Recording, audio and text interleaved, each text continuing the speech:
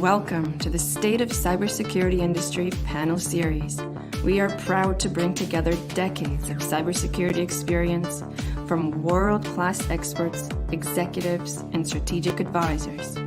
We will explore the present and future of cybersecurity evolution, talk about compliance and regulation, best practices, emerging threats, and the impact on the IoT and OT device market.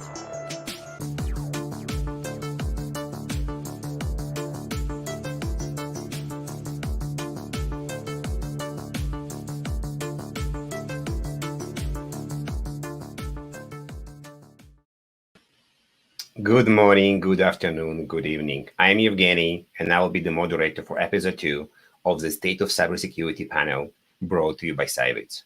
Joining us today, Vice President of Dependable Embedded System at the Linux Foundation, Kate Stewart. Hi, Evgeny. Nice to be here, and thank you for inviting us to talk about the SBOM standards. Chair of Cyclone DX SBOM Standard, world-class leader in defensive design, programming, and automation, Steve Springett. Hi, thanks for having me. Proud to be here talking about SBOMs. Thank you. And Vice President of Strategy at Cybersecurity, respected influencer and Forbes writer, Chris Blask. Glad to be here, Evgeny. Thanks for the invite, and always happy to talk with these folks. Today, we're going to discuss SBOM. As the open source world continues to grow, the need for transparency and licensing has been increasing. It's important now more than ever to think about the longevity and credibility of your software. SBOM provides the means to this. We have several topics to discuss today, and this is a live event, so please ask your questions. You can use YouTube chat for that. We will address all the questions in the end of the discussion. So I wanted to start with what is SBOM and why we need it and what's the purpose of it. I guess, Kate, maybe you want to start first? Sure, happy to. So software bill of materials is a way of describing what is actually in your software and what's on your system. It's what components, what pieces of software are you actually potentially running, and then the relationships between them. What depends on, which components depend on other components, which files, source files make up a component. These are all elements of what a software bill of materials needs to be. And we've been working towards the NTIA there's been the SBOM definition work that's been going on, and that's really helped advance the industry a lot over the last few years of coming up with a common set of what the minimum elements of a software bill of materials are. And so we need it so that we know what's on their systems. We have the transparency, and then we can put the automation in place to find things and monitor properly, as opposed to manually. Steve, you got some other details to add on to that? Because I know you're very much involved here like me. Yeah, I'm not gonna re-articulate what you said, Kate, but completely agree. There's a lot of use cases that you can achieve once you actually have that software bill of material, starting with some of the reasons why we're all here, which is vulnerability analysis and vulnerability management, all the way through pedigree and provenance and all kinds of other use cases, license, compliance, etc. So there's a lot of use cases that organizations can achieve to reduce risk in their respective supply chains. And SBOM is the way that transparency can be achieved. Great. Chris, anything to add? Just, Kate and Steve are some of the world's leading experts, or the world's leading experts on SBOMs today. And as we all know, when you stare at this a lot, as Steve just said, it's how you take this information, which we need, and combine it with everything else, with the provenance and vulnerabilities and so forth. And that's just on the contents of what we have. And we've all been on this long arc together, over the last half century. And you can parse it out by decades. And this decade, I think, is where we tie a lot of this together. So this is part of the what you have that we have to have, and now we're beginning to have it. So following as this weaves together over month to month and year to year through this decade, I think we're going to learn a lot of lessons about how our systems work in the first place. So you mentioned use cases, and I'm wondering, maybe you can provide some real life example of the use cases. And Steve, you're the one that mentioned this, so maybe you can tackle it first. Sure. I think the number one use case, which is kind of why SBOM is such a hot topic, is identifying vulnerabilities in the software that we use, whether that software is a microservice, whether it's an IoT toaster, whatever that device is. It includes other components, whether it's third-party open source components, commercial components, whatever. But we build software on these building blocks, and it's very expensive to build software completely from scratch. So most organizations don't. We reuse all of these components, and when we reuse components, we ultimately take responsibility for code that we didn't write. And being able to accurately communicate what that inventory is, what the name and version of those things are, where you obtained that software from, potentially even how it was built and what source files went into it, as Kate was mentioning.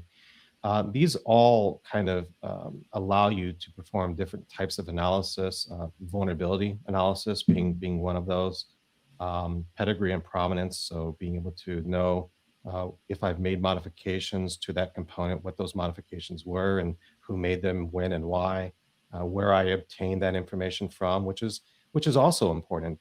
Did I obtain a component from a mirror, and maybe that mirror was compromised at the time that I actually obtained it? Did I obtain it from a country that maybe my country doesn't have a really good relationship with? So it's all these other types of use cases that are really, really interesting, on top of I think the vulnerability use case that's kind of driving this SBOM adoption in the first place. Yeah, if I could sort of jump in on that a little bit. Some use cases, I focus very much in the embedded space. That's kind of where my head is at most of the times. And one of the things that we're sort of seeing is we need to be able to, if you're deploying something in the field, it's got to last for 20 years. Vulnerabilities are going to crop up in that software in those periods of time. And understanding that whether or not you've been impacted or not is key. Historically as well, a lot of the safety critical applications need to be dependable. Security is an aspect of that, definitely.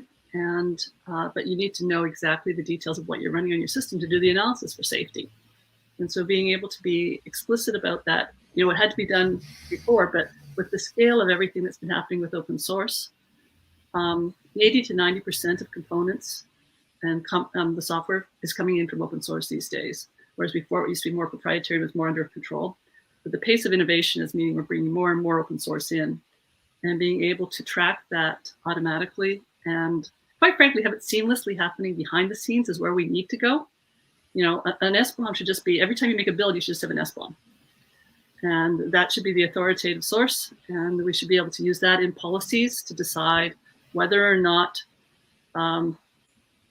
is it safe for me to deploy and run? Or is it safe for me to access a service? And, do I trust being able to access that service and know that I'm not going to be potentially giving data that could be compromised somewhere? These are the directions we're heading. So there's a lot of new use cases emerging as dominant ways people are doing business. But there's also in the IoT space, at least, or the embedded space, there's a lot of things that we sort of know how to do that we can sort of harden up. An example of a use case that I'm familiar with is there's the Libra solar grid. So it basically provides interface between solar panels and a microgrid, and that's running Zephyr. And right now with Zephyr, we can take and during our build with the C code, we can generate down to the file levels all the pieces that are there and the relationships between them and understanding how those things connect. So that if you suddenly see, sometime in the future, hey, I'm using, Zephyr, there's a vulnerability in Zephyr. Well, is the file and the components that are part of that vulnerability actually showing up in Zephyr? That today is a lot of manual effort, and where we need to be taking the infrastructure, and it's now starting to emerge, is making it automated. So, I'm not using this type of device or this type of interface, so we want to basically flip it up and take it up a level and sort of say, yeah, have that automation sitting there and saying, you know, is it there or not? Like we ran into it with Amnesia 33, for instance. We had to go down to the source file level in order to understand whether or not we were impacted for certain things. And one of the things that's really exciting me about the automation with the vulnerabilities and things like that is being able to communicate this information automatically. So the work that's going on from the CSAF group about VEX and communicating, you know, the key vulnerabilities and having that way of understanding, I think is an interesting direction that we'll be trying to pick up with the standards as well. Well, and building on that, you know, so the key words in that safety and infrastructure. I've enjoyed working with industrial control systems, operational technology, critical infrastructure, call it what you will, for decades, because for several reasons. You know, one of them is maturity, because and supply chain is a perfect example, because in manufacturing and operations and the supply chains, you know, supplied all of the chains and everything else that we've been using for the last couple hundred years. There's all sorts of mature processes, and we've actually found in some modern systems literal blanks where there is attestation sharing and recording throughout the supply chain for everything except the software, because you know, and some software engineer put the fields in there in the platforms, and we're not populating. So there's a level of visibility we have to have in software that resonates directly with the same visibility that exists quite well in every other step of the supply chain. And yeah, and to your question, Evgeny, you know, we're at the point now that there's a lot of individual use cases where individual companies benefit now. You know, they're better, faster, cheaper, more secure, whatnot, by adopting these, you know, SBOM and the surrounding technologies. But you know, the elephant in the room is we've now gotten to the state where one nation state at the federal level has said, if you want to sell into our substantial infrastructure, you will, in fact, provide an SBOM. So there's a business case, you know, very simply, that if you want to continue doing business with the U.S. federal government and the infrastructure that's they regulate, you're going to provide this. So I think the interesting flip side question could be the value cases found, and it's not just going to be compliance; it'll be, you know, better, more transparency in your customer pipeline, and perhaps shorter sales cycles, and shorter time to resolve an issue at the security operation level because you had the information to start with. Interesting. We've been talking about the idea that SBOM will basically list all the components. And back in my mind, I'm thinking about this, and somehow I'm thinking about a movie when somebody trying to go and rob a bank, they find the prints for the bank and how it's done and all the logistics. So wouldn't SBOM help the bad guys to kind of understand how the software is done and actually attack the software because they now know all the components? Yeah, the short answer is no, but you know, it gets down to the very first question in security.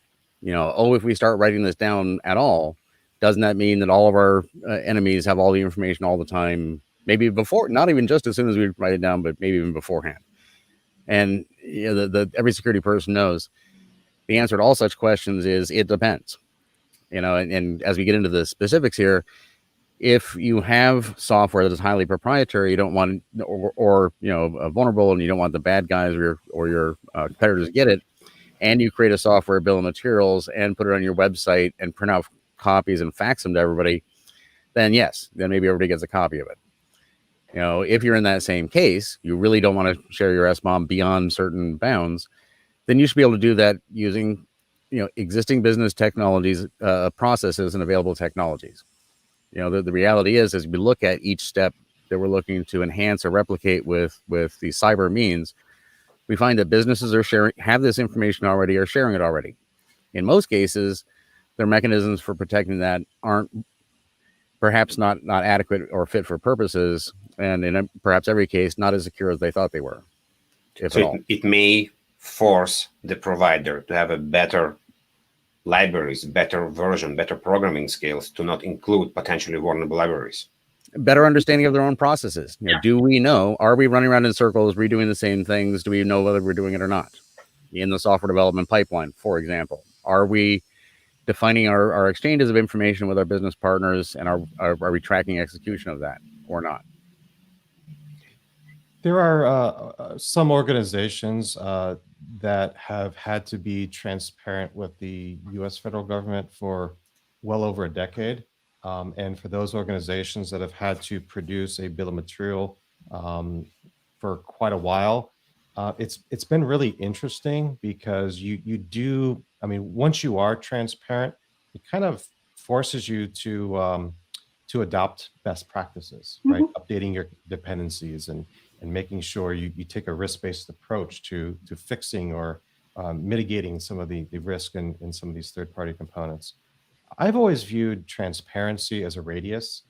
From my perspective in the OWASP Cyclone DX world, the overwhelming majority of adoption that I've seen has been for internal purposes only, right? So development teams, organizations are creating SBOMs internally, sometimes by the thousands. So every build of everything they create, they're producing SBOMs.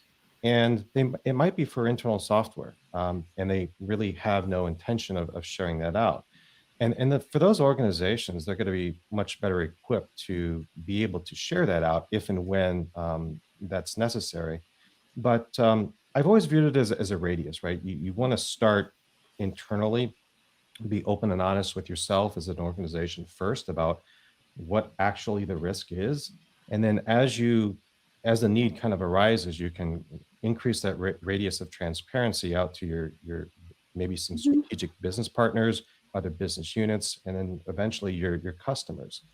But announcing to the world that, hey, here's my stuff, that's not for everybody. I'm sure there's going to be some organizations that do that, and that's completely fine.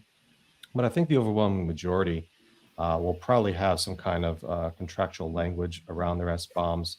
But I certainly don't think that SBOMs are going to be the road to the adversary. We need to give the adversaries much more credit than that. They're smart. they can figure it out without the SBOM. And they've already got yours, you know. Yeah. They made their own. I think the SBOMs actually give the defenders, quite frankly, more of a chance in this to actually understand what they've got and what they're actually running. And so it makes it easier for them to be able to be more proactive on these types of issues completely. Yeah, absolutely. Whether it's looking for fingerprints of certain files across your infrastructure or creating WAF rules to protect certain types of exploits, just knowing what you have absolutely is the first way, is the way you're going to defend it. Yeah, absolutely. Yeah. Well, and you mentioned, you know, there's two things, you know, again, standard security, you know, thing to tell our friends is how physical safes are rated, and they're rated in time. You know, you can't buy a safe that can't be penetrated, but you can buy a safe that is guaranteed to take at least 1,000 hours to, you know, peel apart. And the same way with information, and again, this doesn't change anything. We all know this about IP and business information, is if you want to keep it absolutely secret for 10 years or 100 years, that's one thing. But most of the time, we need to manage it forward over time. And it's what we do with our information already.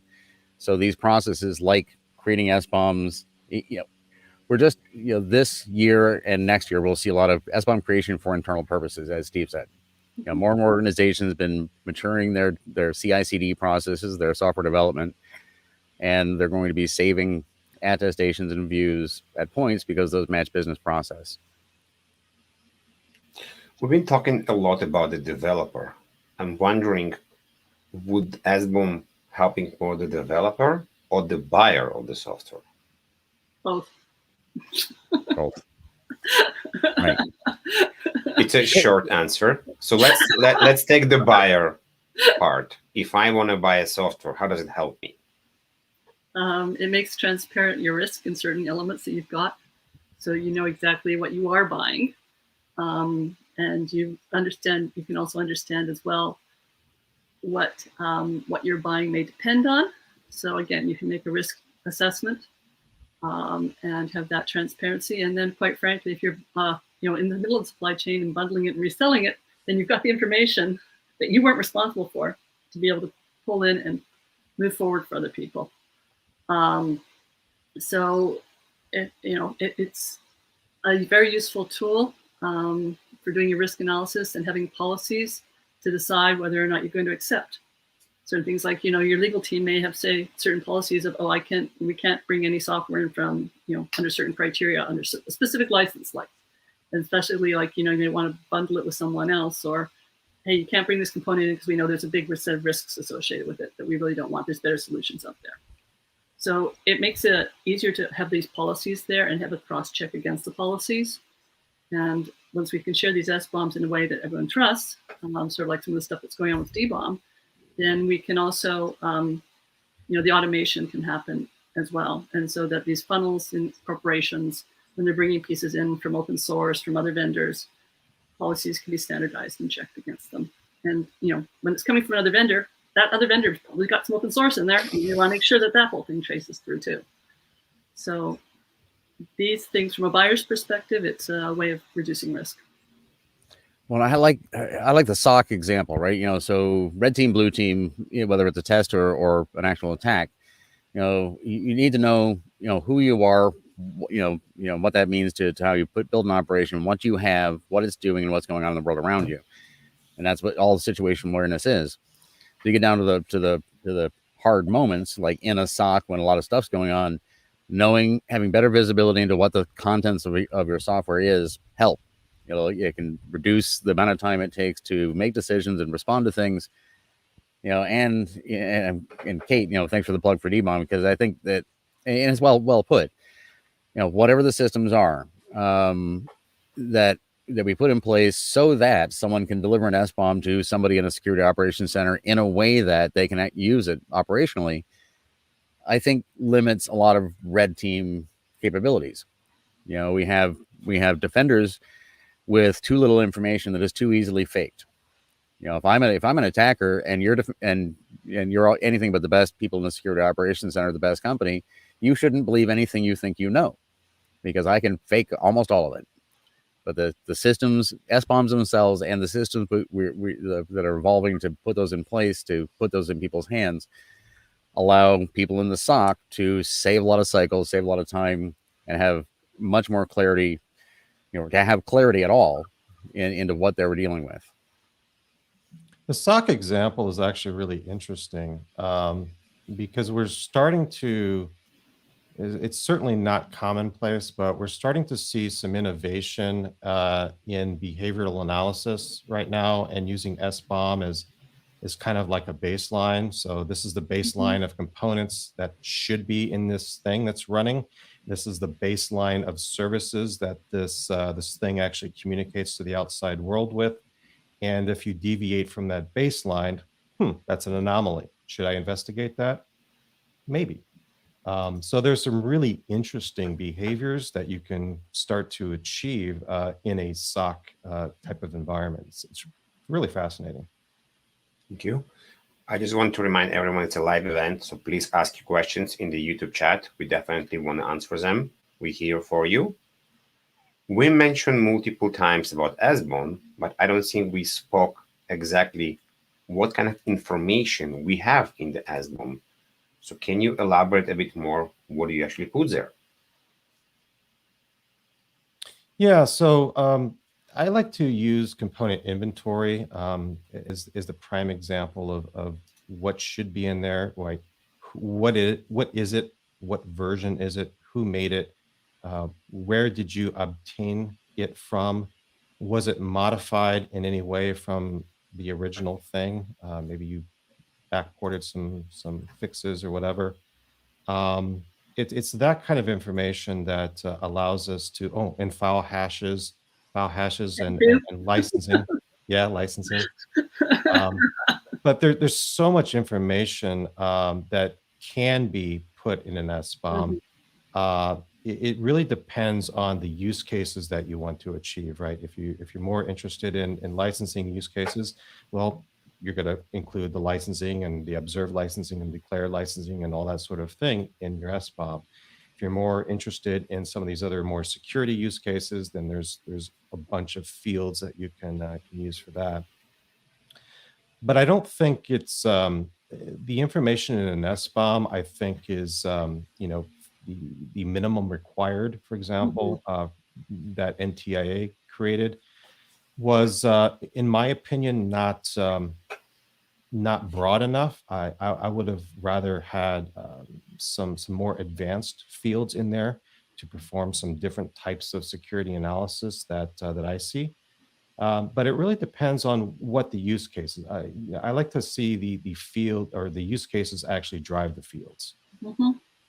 Yeah, we've with SPDX, pretty much all the fields we've added over time have been driven in there by use cases. And so we've had about 10 years of people throwing use cases and saying, how do I represent this? And we're going like, yeah, with this field. Or no, we don't have a way to do that. And so SPDX has evolved very organically over these last 10 years. And it's been usable for having the inventory pretty much for about 8 years now. And having the relationships between them. In fact, Wind River's been shipping SBOMs for 8 years now for their products, using it. So it's been there. It's just not been widely adopted. And I think the NTIA's efforts have really helped us agree on what a minimum baseline is. I love use cases I want to be able to represent too that aren't in that minimum baseline. But at least this is a starting point for interoperability between the formats, as well as it's a good way of bringing the people in. We need an on-ramp for a lot of the ecosystem. Some people have adopted it for quite a while, and others are just starting on their journey. And we need to be able to have a way that this is achievable. Go do this, and you can start. And hey, let's go add more stuff over time. But there's a lot in the industry that have different levels of maturity around this whole concept. And so certain ones, we've just finished doing a survey, and there'll be some details coming out of that, hopefully in the next month or so, of trying to understand how ready is the ecosystem for using SBOMs. And it's actually probably it was more aware than we were expecting to some degree, but there'll be more details will be emerging out of that. When do you think the study will be done? We just closed it off on September 1st, so the analysis is in progress right now. I'm sort of expecting by the end of the month we should have some of the results. It's going to be publicly available? Yeah, the LF research team is going to be making this stuff public. And so it's a group inside the LF that's been doing the research. We'll make sure later on Tag will bring you back to talk about this. Yeah, it's going to be interesting. One of my colleagues is doing research and get him to talk about it directly. It's going to be interesting to see, Kate, because the OWASP SCVS project also did a little bit of research earlier in the year, March, April, May, something like that. So well before the executive order. So it's going to be a really interesting data point to maybe compare to. So we should probably get together on that. Yeah, I'd be interested in seeing what the actual raw data came back as well, and so we can do some comparisons, because it's interesting. Like I say, definitely the executive order raised the profile of SBOM tremendously, and it's been a big motivator, I think, for the industry to actually, start looking at it seriously. Like, yeah, okay, if we want to sell into this large, nation state, hey, we better have them available. To Chris's earlier point. But it's also just good hygiene. So, but it sort of forced a few people, like it's been on a tipping point for about 5 years, I think. I think it just sort of forced some people over it. And, it's really exciting to watch what's happening now. Well, so this question for me is almost a setup, right? And particularly with, the two, SBOM folks, because from a digital bill of material perspective, what Medientas, Ariad, Unisys, and I were trying to, do when we started the DBOM thing is, I want to know what's in this and who touched it, and perhaps, if necessary, who shoveled the sand to make the chips or whatnot. And the software, and particularly SBOM, is by far the most developed thread of all this. But when we step all the way back and say what should be in a SBOM, we need to be really clear. And just in this conversation, and 3 weeks ago, even a lot of these conversations were the same, and you can see it. As Steve said it, there's lots of SBOMs internally about a single type of code. There may be one that's available to the entire world from that vendor. There may be some integrator may take that particular SBOM and make another SBOM because they took that software and integrated with something to give to you. And somebody built the hardware and somebody installed the software and. So I think one of the traps we got to be careful now is saying an SBOM, a single individual SBOM, a single document is going to describe, quote unquote, the software I'm running. That's not the way any of this works. I think the two standards and the fact that we as an industry are evolving and merging these things together is a great sign that we're hitting a level of maturity where enunciating the condition inside individual chunks of code is getting straightforward. But we're never going to be able to wrap everything about how I keep my network secure. We can't get there without it, but we can't just keep piling on the handling of the FedEx person who delivered the box that had the software on a device inside it. There's a lot of pieces come together. Yeah, I'm also going to say that one of the other things that we've seen vulnerabilities emerge from is from the silicon and the interaction of the software with the silicon.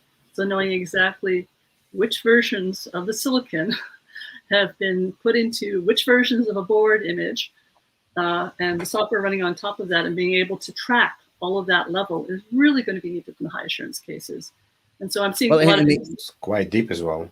Yeah, I'm seeing a lot of information. Like I'm sorry. With the honesty and the transparency, this gets me really worked up, right? Because to be clear, I don't care about this device. Nobody needs to go through that much effort to tell me about this. But if I was sending it to Mars, maybe I do. And we need to be honest about how much, clarity, how much criticality we have on things, enunciate that, write it down, and then to our topic here, be able to deliver. Yeah, like if it matters that much, we should be able to tell you. One of the things I'm quite excited about watching is what's emerging in the RISC-V world and the ecosystem there. And the fact is, it's all just another file of data that describes your silicon here that's going through manufacturing. So you can basically log it into your software built materials effectively at the various stages. And then there's all the open hardware, the open IP blocks. These are all just files of data. And so we should be able to actually have that traceability. And when, it's safety critical and people's lives depend on it, I kind of want to see that we've got that level of transparency all the way through. Well, and you have the enunciated, contract relationship. You may be 7 layers down in the supply chain, but there's a clause in the contract that says, in these conditions, you've just been hit by an asteroid. You are able to see the first half of the software bill of material of every third, whatever it is, right? That's, we can build all that in. Chris, you mentioned supply chain, and there's quite a lot of concern in the industry about supply chain. And we kind of hint already how SBOM can help. Maybe we can go deeper and explain how SBOM can eliminate or reduce the supply chain risk. Sure. It will start at the high level, and I'll let my co-panelists here take it as deep as anybody wants to hear. But right now we have no reason to believe that we have any ability to say what's inside any software we take from anywhere. Right. So as we have standards of software bill of materials that vendors and consumers, in supply chains can adhere to, and, at least in the U.S. Federal supply chain, some regulatory pressures, we're getting the ability to see into our supply chain, say, I'm a regulated utility in the energy grid. I've gotten, software bill of materials from trusted partners who have consequences built into contract language, if they're inaccurate or what have you. So that I can take that information and get some of these benefits, the three of us are talking about here, so that, I can reduce the amount of time it takes me to verify my supply chain if I'm doing that sort of work, because I have processes in place that make it more efficient. And, I can know whether or not there's, I'll throw this red meat out for Kate, open source, is there open source code in there? We can't have open source code. Well, there is in everything. But how much of what type with what sort of provenance from what place, you can start to get that visibility to match whatever your supply chain needs are on the software side.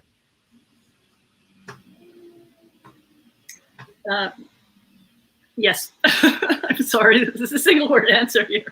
But yeah, being able to clearly articulate what open source software you've got, and be able to understand the implications of the licensing, as well as the implications of, have people found issues? Should there be upgrades happening?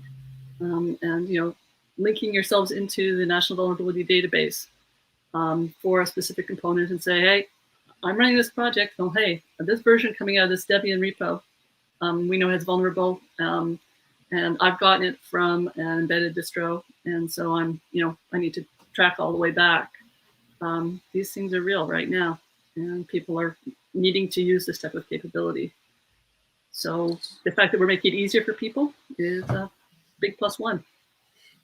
So in terms of risk reduction, I see SBOMs as a small but really, really important part of that. It's certainly not going to eliminate risk. That's just impossible. But it is a small but important part to identify and hopefully reduce risk. Because SBOMs are really about the software components, but there's all kinds of other things that we need to also take in consideration with the software supply chain. Repositories, version control systems, build environments. There's all other factors that we need to account for when we're talking about software supply chain risk.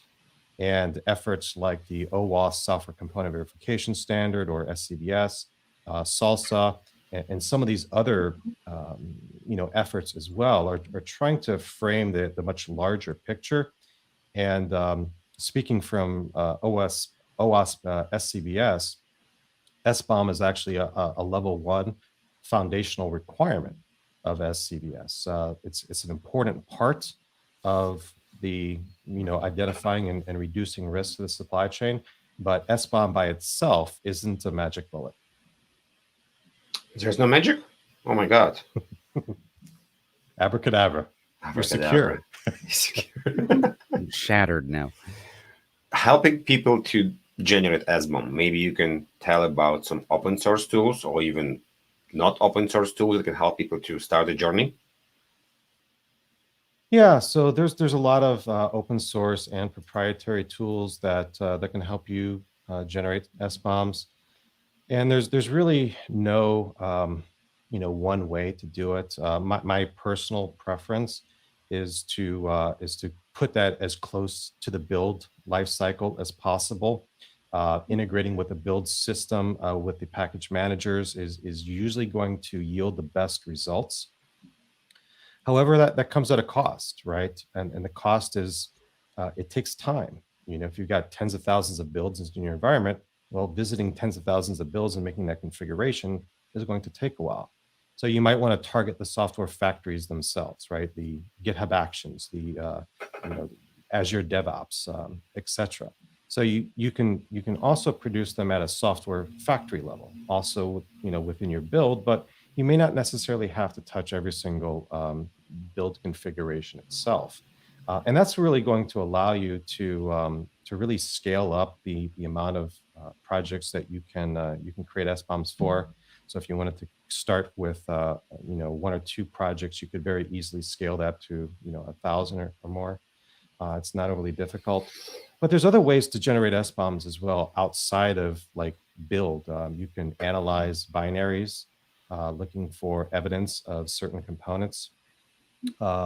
We've got a number of commercial vendors in the Cyclone DX space that support binary analysis.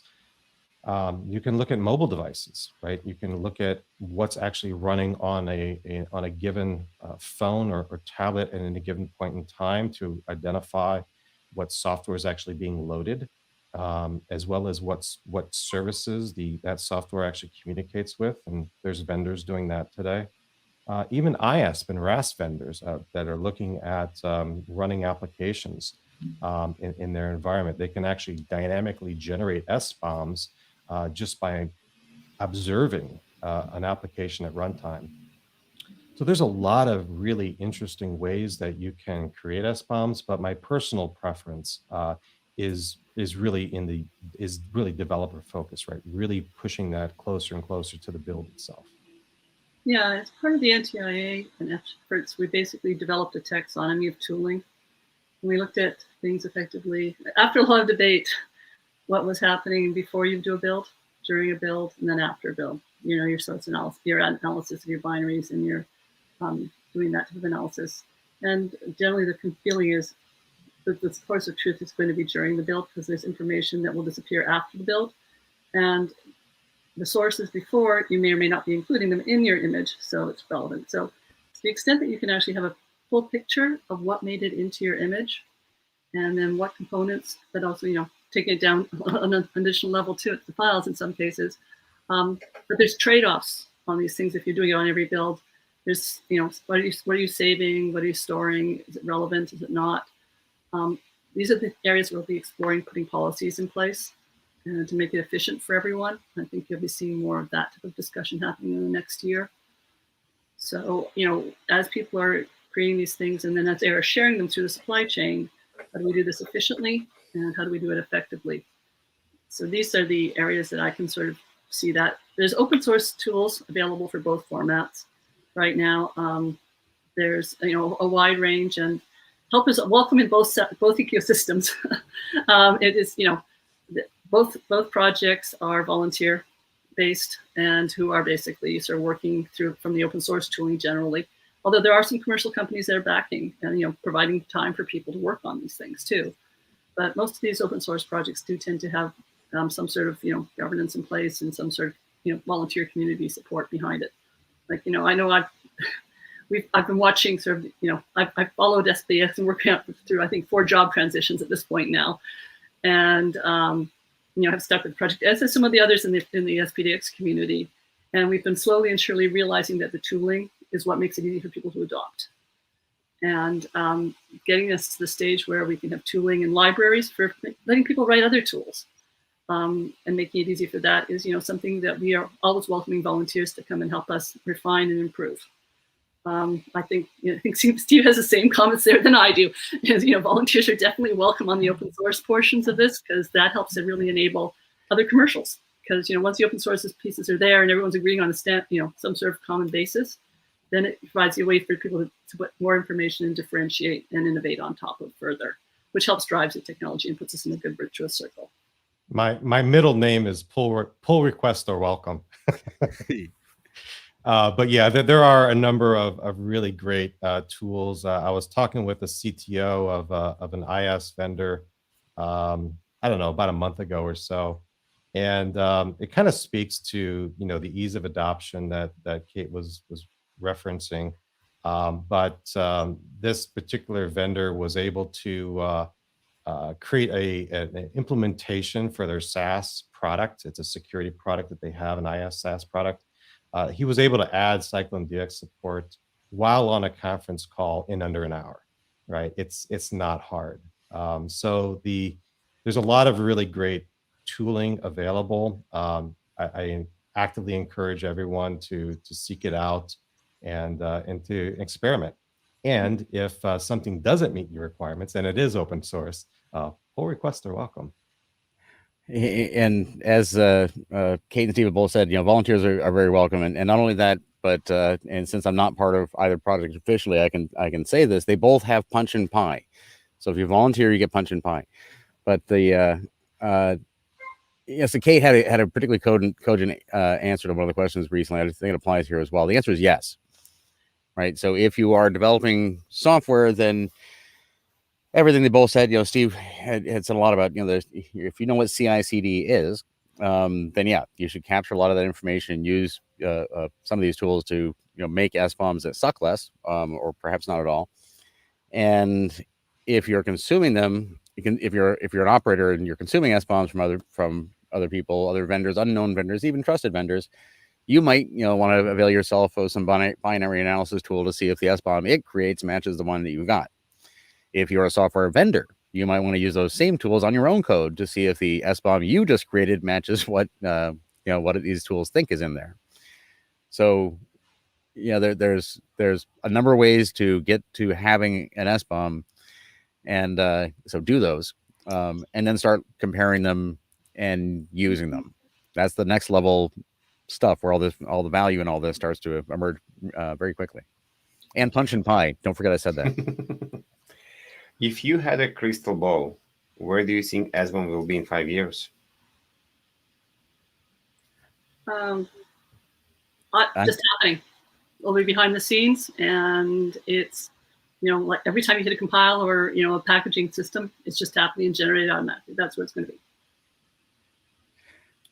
Yeah, I'll be bold and say it's just built into everything. 5 years is actually fairly tight, but it's yeah. If you're producing software and it's not creating SBOMs, you're probably not involved in interesting things, and you're certainly not getting a lot of government, RFI requests. And if you're a consumer, if you're operating an enterprise, particularly anything either business or nation state critical, you're not learning how to use them. You're using them as part of your processes in procurement and security operations and everything else. Yeah, I think I think as well within 5 years that SBOMs will also be built into everything, and development teams will most likely be discouraged from using anything in their build pipeline that doesn't support them. However, SBOM as of now is an opt-in thing, and any security person will tell you if it's opt-in, you're not really going to be all that successful. So what I would love to see, and this is going to require much more collaboration than what we've had today with SBOMs. This is going to require the entire software industry to come together with unified voice. But I would really love to see a more event-driven model where every tool in the build pipeline actually produces events at various stages of the life cycle. And then you could listen for those types of events. And if you had such a system in place, SBOMs are kind of a natural thing that just occurs, but you'll also be able to produce other types of artifacts other than SBOMs as well. So that's where I want to see us. Yeah, I don't think it's 5 years away though. It's going to be much longer than that. I guess we'll see. If not in 5 years, Chris will own us a pie, and we'll go from there. Let's switch to listeners' questions. I have a few in line that I want to bring to your attention. And the first one is related to pharma medical devices. And the questions here, is the SBOM is a generic product, or it need to be used for medical devices as well? I guess it is, but let's maybe elaborate about the medical and pharma part. Well, I can. I think, yes, medical devices are going to need to have SBOMs. It was one of the driving use cases. The FDA has signaled that they're expecting to see SBOMs as part of their analysis here in the US. And in terms of the generic products, things like that, well, one of the projects I've worked with when we're looking at safety and trying to do analysis for the Linux kernel portion of it is something called OpenAPS, which is an artificial pancreas system, where everything is open source there, and it's creating a loop between a glucose monitor and insulin pump with the person in between. And knowing all those pieces that are actually running on that loop in an open source fashion with everything there that's not coming from a commercial supplier is what makes it possible for the hobbyists to work with it. So generic products for devices is an interesting concept. And so other than the hobbyist market, I'm not sure I can figure out an example that's going after there. In terms of the drug manufacturing and the criteria behind that, you want to know the software that's controlling your reactions. But I think that would probably not go outside of those companies. I think it would be within, but certainly the companies would want to know if there's potential for vulnerabilities. Thank you. Yeah, I've seen a number of I've seen a few companies actually not only track the medical devices that themselves that they sell out to the market, but I've actually seen a few instances where they're actually tracking what software stack is used in a particular patient's implantable device. So I've seen a few instances of that as well. Like anything else in this space, I really think a risk-based approach is necessary. If things are critical infrastructure, national security, public safety, SBOM should definitely be one of these things that are going to be at the top of your list, in my opinion. Everything else is kind of a nice to have, but public safety, national security, these types of use cases should be leading the effort. Yeah, and I'll talk about it from a market analyst perspective, right? Sector by sector, things get adopted. We all three agree here. This is pervasive. There's no sector that isn't using all of this at some point in the future, measured over 10 or 20 years. Now, sector by sector, some very fairly obvious ones that have been mentioned by my co-panelists here, but if you're in the U.S. energy sector, that absolutely. In the medical sector, so there was a healthcare proof of concept that the Department of Commerce, we've been using the National Telecommunications Information Administration, the NTIA, ran with the community a year and a half or so ago. So SBOMs in healthcare. And, so like anything critical infrastructure, healthcare, you would expect to move with or ahead of the market, depending on things. But, we're in a post-COVID world, right? We're all focusing on healthcare an awful lot, again, aging boomer population and so forth. So the focus on security and healthcare has been rising for a long time. We'll see in medical device manufacturers and their consumers, the hospitals themselves, for various getting better visibility. And it's one, we're one, and again, take this with a grain of salt that it is. As a security person, we're always one blank attack away from blank. So we've seen Colonial Pipeline and various things like that. A large-scale nation-state attack against medical devices would jack that, to 100, and the use and application of SBOM and related things in medical devices would go through the roof. So, I expect it to be among the early adopter sectors. Thank you.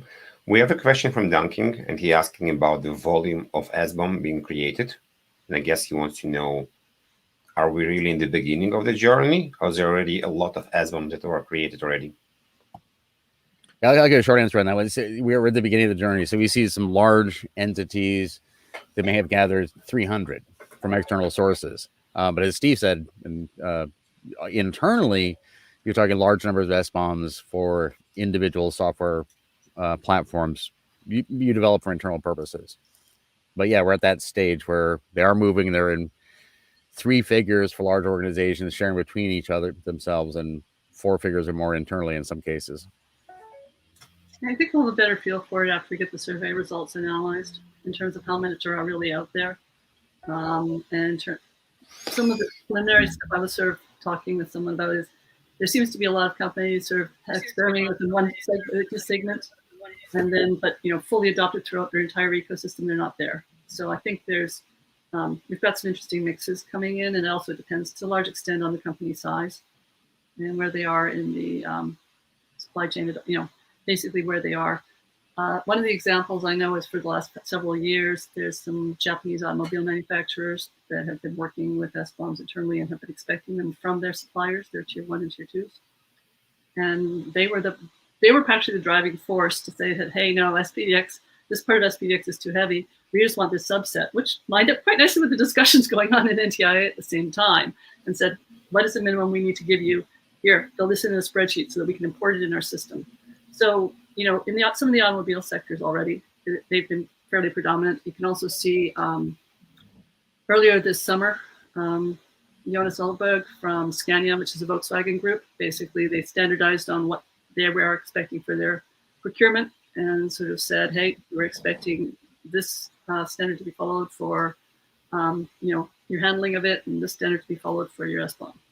And so this is sort of like, there are people that are basically out there using it in the automobile sector right now because they need to keep this type of information available.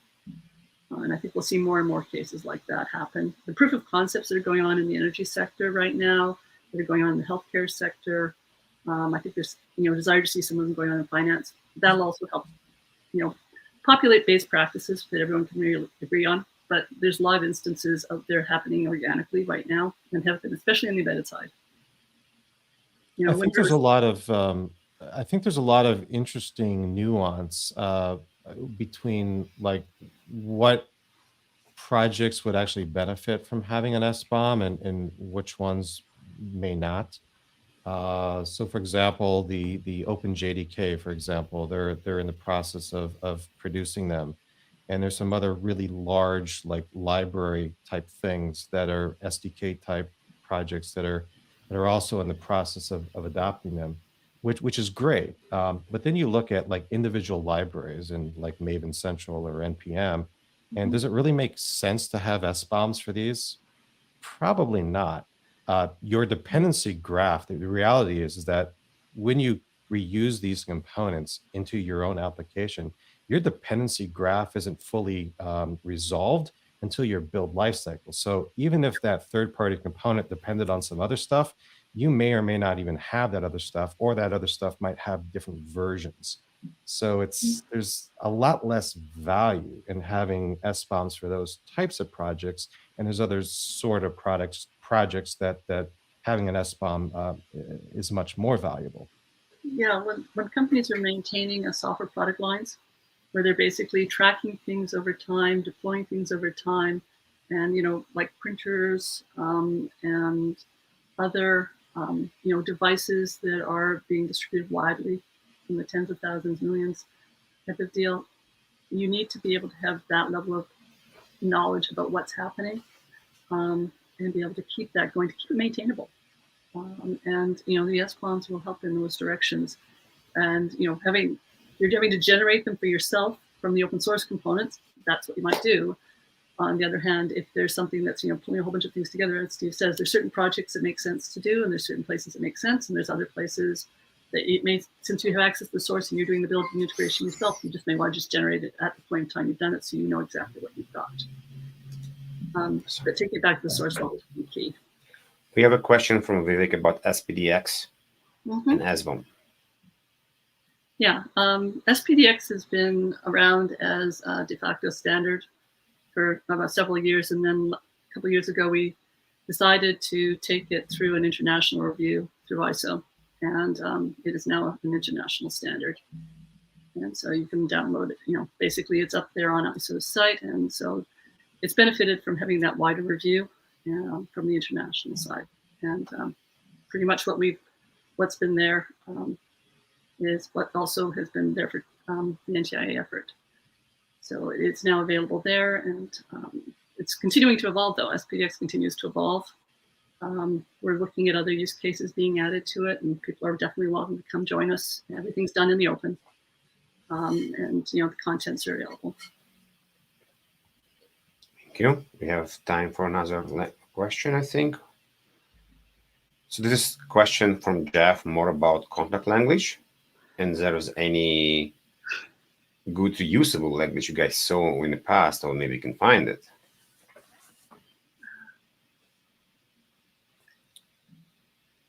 There was some proposed language coming in on the NTIA side that they were discussing about a half a year ago or so, and so there's certain limitations and discussions about talking about contract language, as Jeff probably well knows, and people have to be careful what are they talking about from the antitrust perspectives and so forth.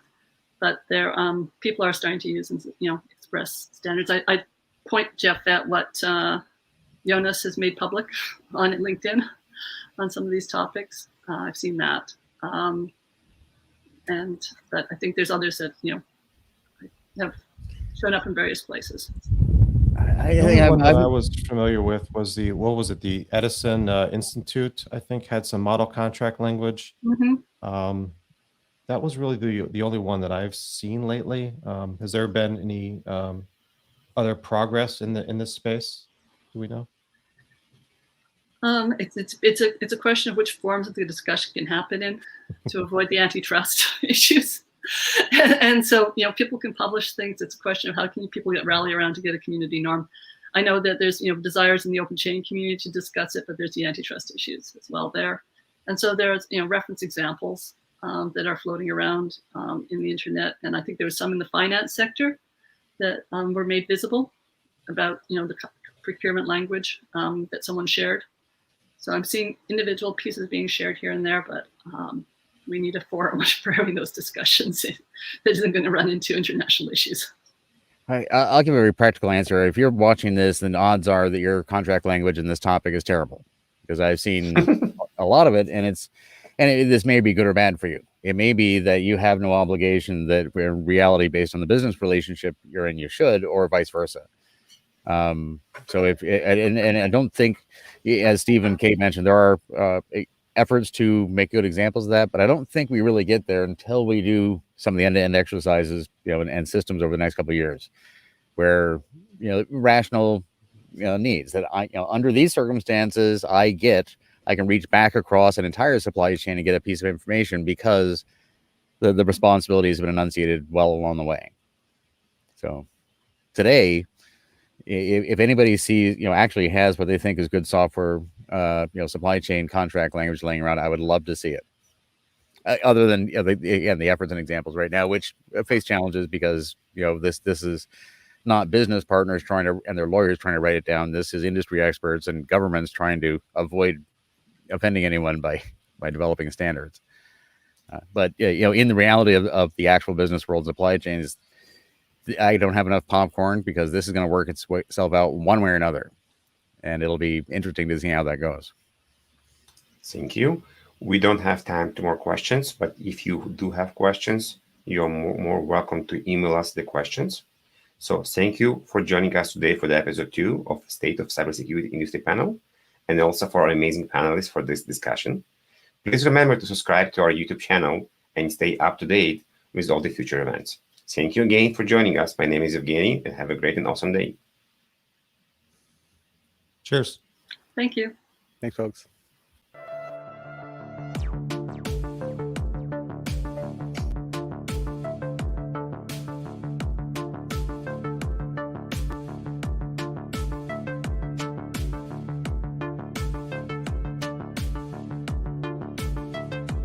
Welcome to the State of Cybersecurity Industry Panel Series.